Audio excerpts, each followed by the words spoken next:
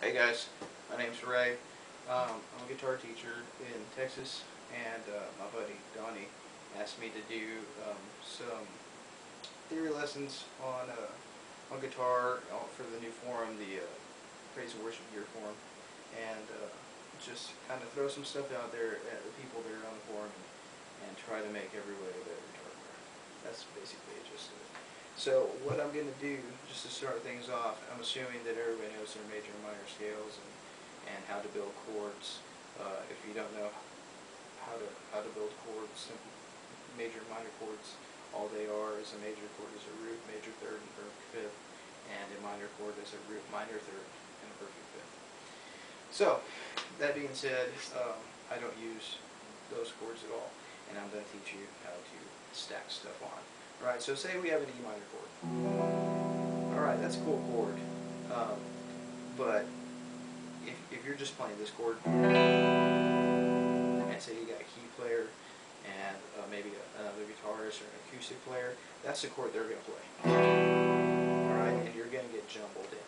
So as a praise and worship guitar player, you need to really be mindful of your mix of who's in the band and who's doing what. That way you can fit in sonically without stepping on the toes of other people. Alright. Now I've noticed that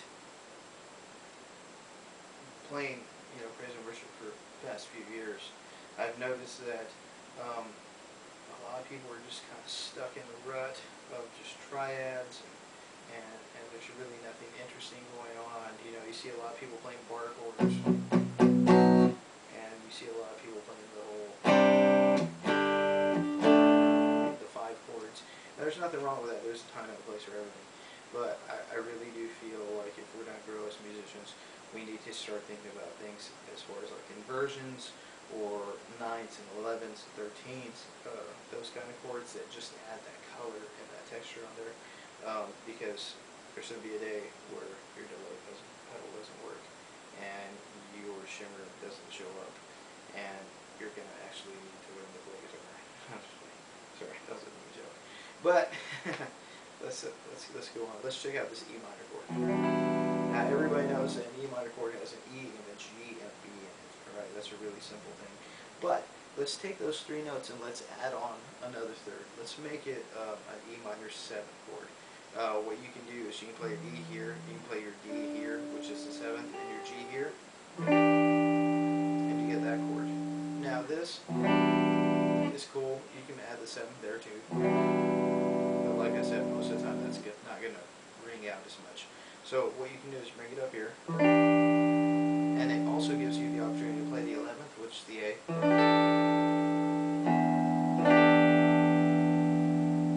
Alright, or what you can do is you can go a little bit crazier and play the E minor 9th. Now, those chords are in there.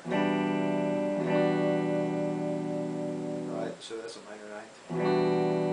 So you got minor 7th, minor 9th, and then minor 11th. And that's just for the E. So that gives you 3 more chords that you can do for an E minor chord. Now, say I wanted to play an A, or most people play that chord, and you can add the suspension. That's kind of cool. Or you can take the open A, and you can play an A octave here and a C. And what you get is you get that A major 9th. Right, so your 9th would be the B, which A is the 8th, B is the 9th. Alright, or you can play the minor 7th if you want. Actually, minor 7th would probably be bad. Let's play the major 7th. Alright, so that's kind of cool. Alright, you can add both. Alright, you might have to be a little flexible for that. Or just play this. Yeah, there we go. Alright, so let's talk about like a D chord. Alright, so D, F sharp A. Most people play this. You can also play, there's a major 9th chord, because you got E in it. So what I'm basically trying to put in your head is play around with chords until you find something that's going to fit well in that mix.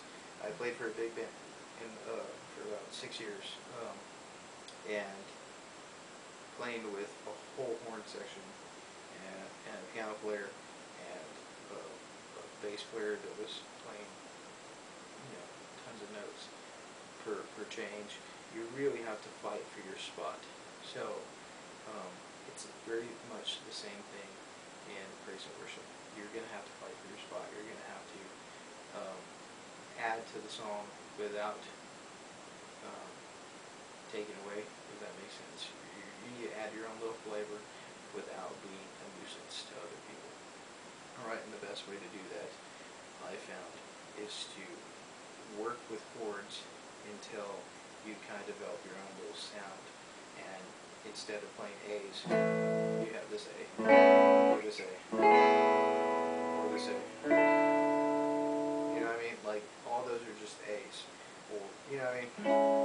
That's an A too. And try to find your own little spot. Now, a really easy way to figure out the extensions is to take your major scale and play it up an octave. So if you have A, you have A, B, C, D, you have G, A.